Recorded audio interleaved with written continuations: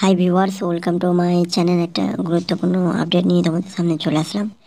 নিউজটা সম্পূর্ণ ওয়াচ করবে, তাহলে তোমরা সম্পূর্ণ বুঝতে পারবে। চলো জানি কী রয়েছে সেই সম্পূর্ণ আপডেটটি। আপার প্রাইমারি শিক্ষক নিয়োগ। এবার উচ্চ প্রাথমিক স্তরের ক্লাসের জন্য 10% আসনের জন্য প্যারা টিচারের জন্য সংরক্ষিত প্রার্থীদের প্রাথমিক তালিকা প্রকাশ করা হলো।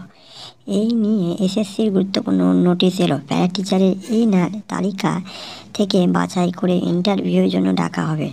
সেখান থেকে 10% প্যারা টিচার নিয়োগ পাবেন। বিভিন্ন ক্যাটাগরি অনুযায়ী যোগ্য প্রার্থী না পেলে সেগুলি ভ্যাকেন্সি থেকে যাবে এবং সেখানে পুনরায়ভাবে আবার নিয়োগ প্রক্রিয়া শুরু করার প্রকল্পগুলো তৈরি করা হবে।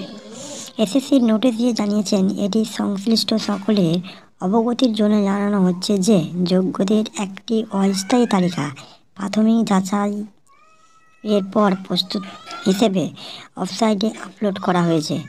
এটি উচ্চ প্রাথমিকের জন্য ফার্স্ট এসএলএসটি 2016। এটি এর নিয়োগ প্রক্রিয়ার প্যারা টিচারের জন্য সংরক্ষিত 10% আসনের জন্য সংরক্ষিত। এই তালিকায় সেই প্রার্থীদের নাম রয়েছে যারা ইতিমধ্যে হাজির হয়েছেন সেই ইন্টারভিউ কাউন্সেলিংয়ের মাধ্যম দিয়ে এসএসসি দপ্তরে। উল্লেখযোগ্য যে উপরের তালিকা অন্তর্ভুক্ত নিশ্চিত করে না ইন্টারভিউ তালিকা অন্তর্ভুক্তি, যা কঠোরভাবে নির্ধারণ করা হবে শূন্য পদে 1:1.4 নির্ধারিত অনুপাত এবং প্রাসঙ্গিক নির্বাচনের নিয়ম মেনে।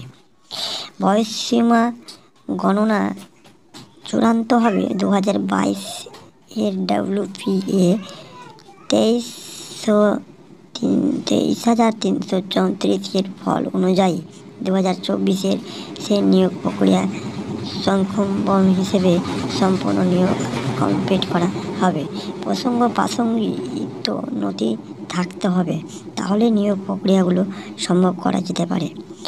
তো সেই মেধাবী চাকরি প্রার্থীদের সেই প্যারা টিচারের 10% সেই হিসেবে সকলকে নিয়োগ প্রক্রিয়া দেওয়া হবে এবং যে ভ্যাকান্সি থেকে যাবে সেই ভ্যাকান্সিটি পরবর্তী সময়ের জন্য সেটাকে রাখা হবে এবং নেক্সটে যে প্রক্রিয়া যখন প্যারা টিচারের জন্য নিয়োগ প্রক্রিয়া বেরিয়ে আসবে তখন সেই ভ্যাকেন্সি অনুযায়ী সেখানে যোগ করে নতুন করে ভ্যাকেন্সি নেওয়া হবে।